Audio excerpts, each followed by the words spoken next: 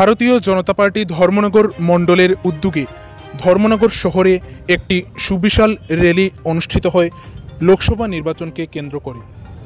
16ই March শনিবার সন্ধ্যা আনুমানিক 5:40 নাগাদ এই র্যালিটি সংঘটিত হয়, যেখানে এই র্যালিটি ধর্মনগরের বিবেকানন্দ সার্ধ শতবার্ষিকী ভবন প্রাঙ্গণ থেকে বের হয়ে ধর্মনগরের রাজপথ পরিক্রমা করে পুনরায় ধর্মনগর বিবেকানন্দ সার্ধ শতবার্ষিকী ভবনে এসে এই র্যালির সমাপ্তি হয়, যেখানে এই র্যালিতে উপস্থিত ছিলেন ধর্মনগরের বিধায়ক তথা রাজ্য বিধানসভার অধ্যক্ষ বিশ্ববন্ধু সেন।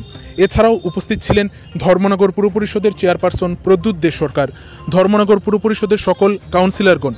উপস্থিত ছিলেন উত্তর ত্রিপুরা জেলার বিশিষ্ট সমাজসেবী তথা ভারতীয় জনতা পার্টির ধর্মনগর মণ্ডলের মণ্ডল সভাপতি শ্যামলনাথ মহোদয়। উপস্থিত ছিলেন ধর্মনগর ভারতীয় জনতা পার্টির ধর্মনগর মণ্ডলের যুব মোর্চার সভাপতি রাহুল কিশোর রয়। এছাড়াও উপস্থিত ছিলেন ধর্মনগর মণ্ডলের ভারতীয় জনতা পার্টির বিভিন্ন স্তরের নেতৃত্বরা। এই র্যালিতে ভারতীয় জনতা পার্টির কর্মী সমর্থকদের উপস্থিতি ছিল লক্ষণীয়। ধর্মনগর শহরে এই যে র্যালিটা হচ্ছে, এই র্যালি সম্পর্কে একটু জানতে চাইব। র্যালি হচ্ছে ভারতীয় জনতা পার্টি তরফ থেকে আজকে আমরা র্যালি বের করছি। তার কারণ পৃথিবীর সর্বশ্রেষ্ঠ গণতান্ত্রিক দেশ ভারতবর্ষে আজ লোকসভা নির্বাচনের সূচি ঘোষিত হয়েছে। আমাদের পশ্চিম ত্রিপুরাতে লোকসভার দিন নির্ধারিত হয়েছে 19 এপ্রিল, আর আমাদের পূর্ব ত্রিপুরায় হয়েছে 7 মে। তাই আমার 26 এপ্রিল নাকি? আচ্ছা, 23 আর 26, 23 এপ্রিল এবং 26 এপ্রিল, 19 এপ্রিল এবং 26 এপ্রিল।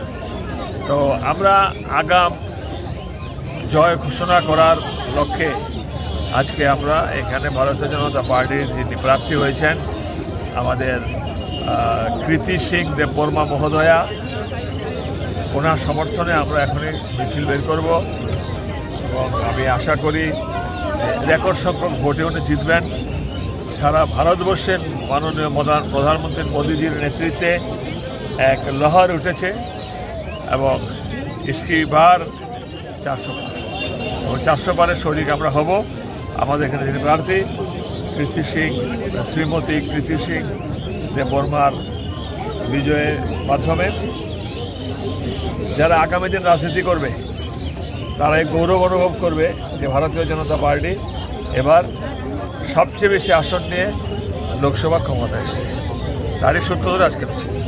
আপনারা বিরোধী দলকে কিভাবে নিচ্ছেন? গণতান্ত্রিক সিস্টেম হিসেবে যেভাবে নেওয়া যায় সেভাবে ওনারা ভোটে লড়বেন। ওনারা এখন এত শক্তি শূন্য, আমার মনে হয় বিরোধী দলের কোনো নামমাত্র থাকবে আর কি। তার মানে আমরা কিন্তু এরকম গা ঢিলামে দিচ্ছি না, আমরা আমাদের সক্রিয়ভাবে রাজনীতি করে যাচ্ছি।